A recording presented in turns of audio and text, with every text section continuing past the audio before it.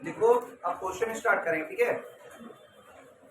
पहला लिखो individual series.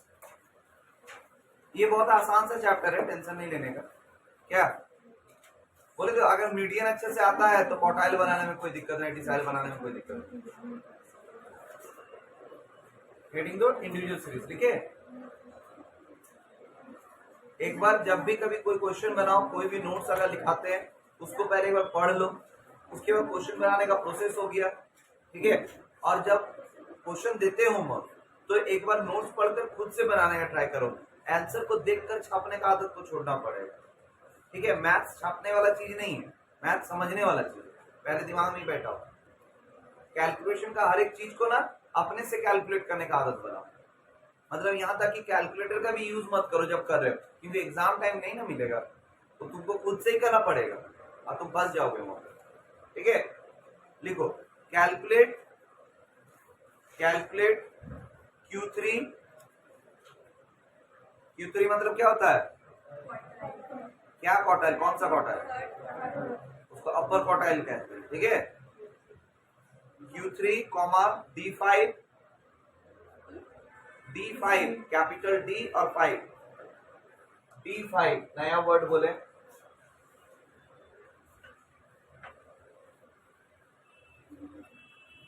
हुआ।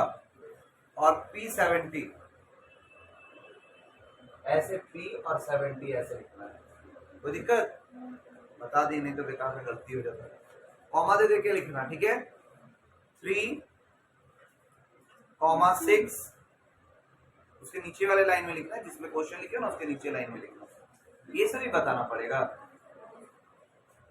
अगर ये सब बताना पड़े बहुत दिक्कत है, मतलब पढ़ाई से बहुत दूर होते जा रहे हैं, ठीक है। 3, 6, 12, 9, 3, 4, 8, 1, 9, 7, 18, 22, 24। बस ये क्वेश्चन सबसे पहले तो ये अरेंज किया हुआ नहीं है, इसको अरेंज करना पड़ेगा ना। तो सॉल्यूशन में आ जाओ। सबसे पहले लिखो after arranging in ascending order values are. After arranging in ascending order values are. Arrange करने आता है असेंडिंग ऑर्डर में। असेंडिंग ऑर्डर का मतलब होता है छोटा से बड़ा, ठीक है। तो जल्दी से अरेंज कीजिए प्लीज। बता दे क्या? कभी कभी प्रॉब्लम होता है तो बोलोगे तो बता देना।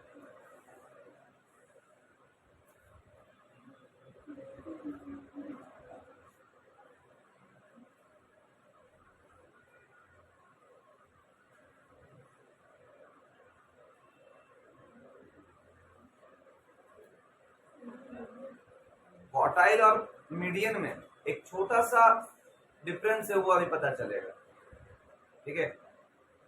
अरेंज हो गया क्या? एक मिला लीजिए, जिनको नहीं आता वो लिख लीजिएगा।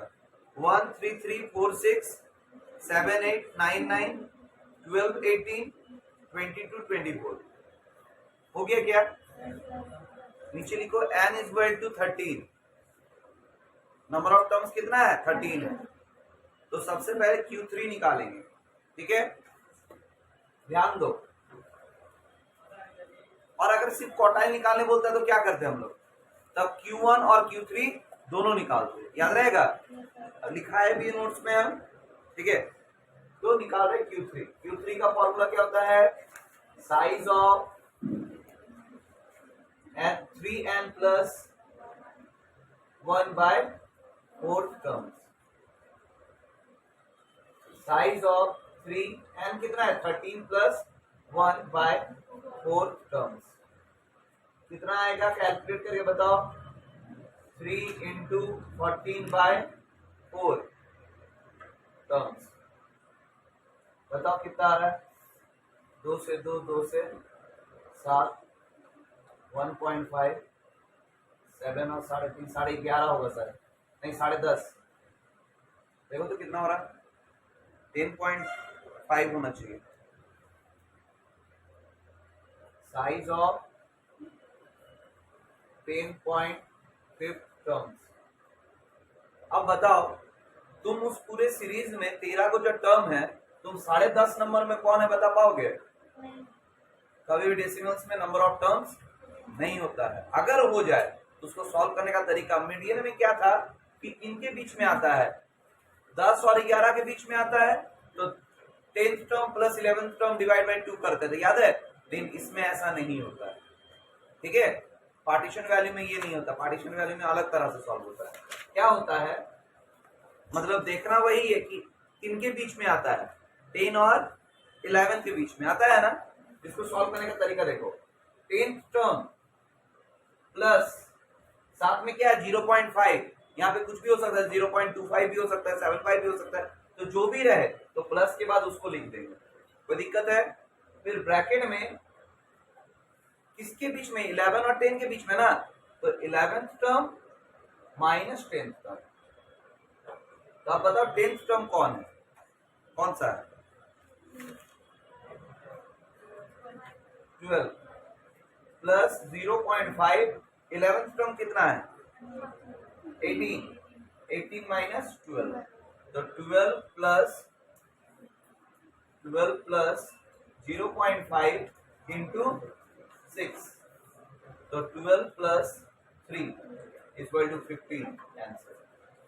आंसर डेसिमल्स में आ सकता है, कोई दिक्कत नहीं है, बना लो इसको।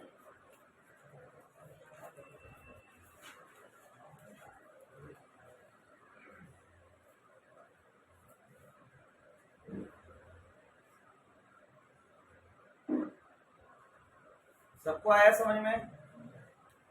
हाँ,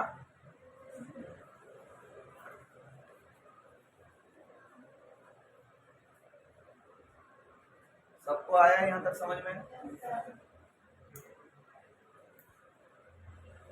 अब D5 निकालेंगे, कहानी वही है, बस सोच नया है, पोटाइल की जगह डिसाइल है, ठीक है? तो क्या लिखेंगे 5 पूरा तुम लोग खुद से पूरा लिखना, साइज ऑफ वाला पूरा सेंटेंस को लिखना है, ठीक है? हम डायरेक्ट बना रहे हैं लेकिन लिखना है ये। तो 5n plus 1 by divide by कितना होगा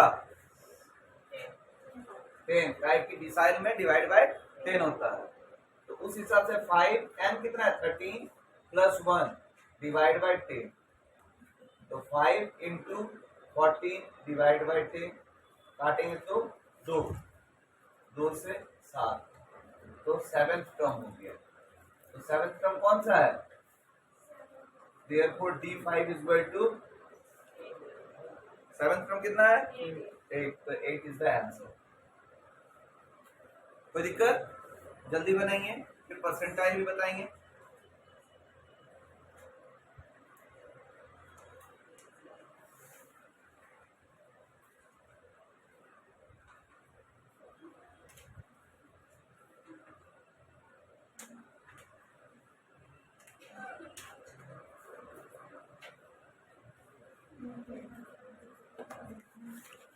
बन जाएगा तो बताइए।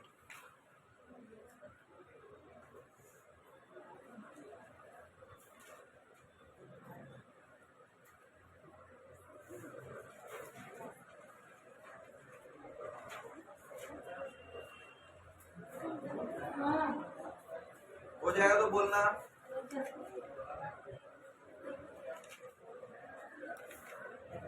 पढ़ते टाइम बातचीत करने से क्या होता पता है? सीखा हुआ चीज भी 50% याद रहता है, समझे? हर क्लासरूम का एक डिसिप्लिन मेंटेन करना बहुत जरूरी है, ठीक है?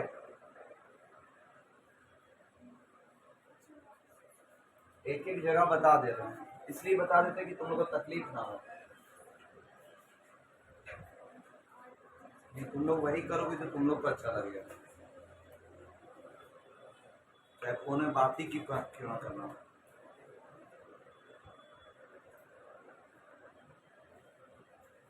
P70 निकालने बोले थे ना सर, फिर से साइज ऑफ वाला लिखना है, लेकिन क्या लिखेंगे यहाँ पे 70n प्लस 1 बाय 100, क्योंकि परसेंटाइल निकाल रहे हैं, इसलिए डिवाइड बाय क्या होगा 100। तो Pn कितना है 13 प्लस 1 बाय 100, तो 70 प्लस 40, सॉरी इंटू ना होगा, डिवाइड बाय 100, 0 0 कटा, तो 7 इंटू 1.4 कितना होगा, 2.8, 7 और 9.8 टर्म। तो कभी 9.8 टर्म तो है ही नहीं, तो फिर अगर डेसिमल्स में है तो क्या करेंगे हम लोग, लिखेंगे 9th टर्म प्लस 0.8 और ब्रैकेट में क्या 10th term minus 9th term. तो बताओ 9th टर्म कितना है,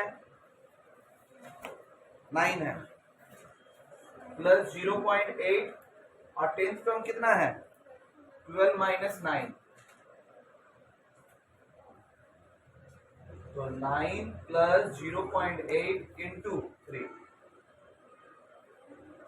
तो इक्वल टू 9 प्लस 2.4, मतलब 11.4, E70 जो आएगा 11.4 आंसर होगा। तो इंडिविजुअल सीरीज समझ में आया कि नहीं आया, कुछ भी अब क्वेश्चन आएगा तो बनेगा कि नहीं बनेगा, एक क्वेश्चन लिखा जाए होमवर्क के रूप में, उसके बाद इसको बना दीजिएगा। बोले देखिए, calculate quartile, calculate quartile, quartile का मतलब क्या निकालना है, Q1 और Q3 दोनों निकालना है। क्वार्टाइल लिखे,